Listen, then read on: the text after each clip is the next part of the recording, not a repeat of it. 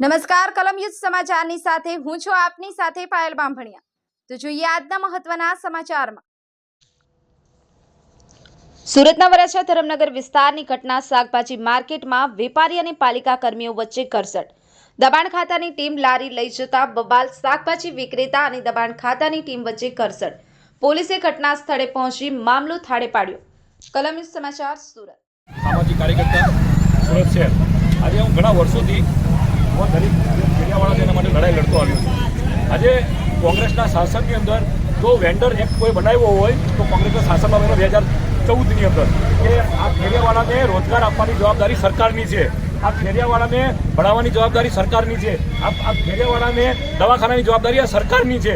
ત્યારે આ ભારતીય જનતા પાર્ટીના શાસનમાં, આ ભ્રષ્ટાચારી ભારતીય જનતા પાર્ટીના શાસનમાં આ તમે જોઈ શકો છો અમારી ગરીબ માતા બહેનો આજે વર્ષોથી હું એમને જોઉં છું। આ લગભગ નાના ત્યાંના શાકભાજી વેચે છે, બરાબર। આજે એ બિલકુલ નિર્દોષ ભાવે જે શાકભાજી વેચતા હોય અને સુરત મહાનગરપાલિકાના અધિકારી આ રાહુલભાઈ અને એના જે ટીમ છે એ કોઈ 2-3 જણાના કહેવાથી આજે લાખો રૂપિયાનું નુકસાન કરી દીધું છે।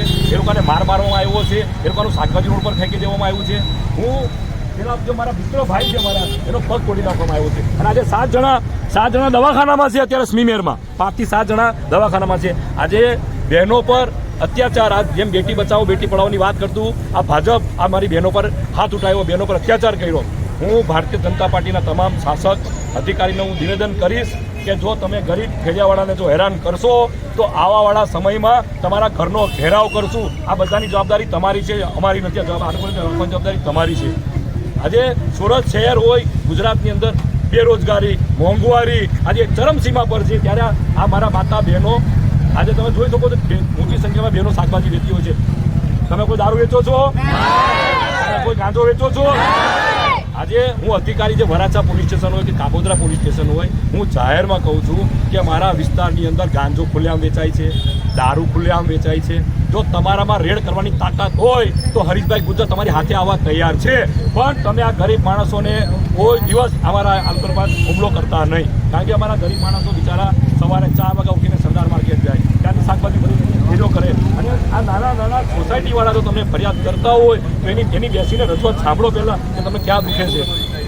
સર્વિસ રોડ આજે સુરતના બધા સર્વિસ રોડ જામ છે, કેમ અમે ફરિયાદ નથી કરતા? કારણ કે તમે લોકોએ જે સુરતનું નવીકરણ કર્યું ને એમાં સુરત મહાનગરપાલિકા જેટલી બી જમીનો હતી એ બિલ્ડરોને વેચી નાખી। ચાહે મારા ફેરિયાઓની જમીન હોય, ગાય માતાની ગોચરની જમીન હોય, તમામ જમીનો આજે તમે બિલ્ડરોને વેચી નાખી છે। તમારી પાસે જમીન જ નથી તો ફેરિયાઓ જાય ક્યાં?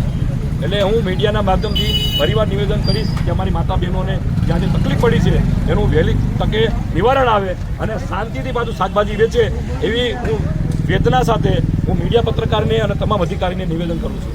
જય હિન્દ, વંદે માતરમ।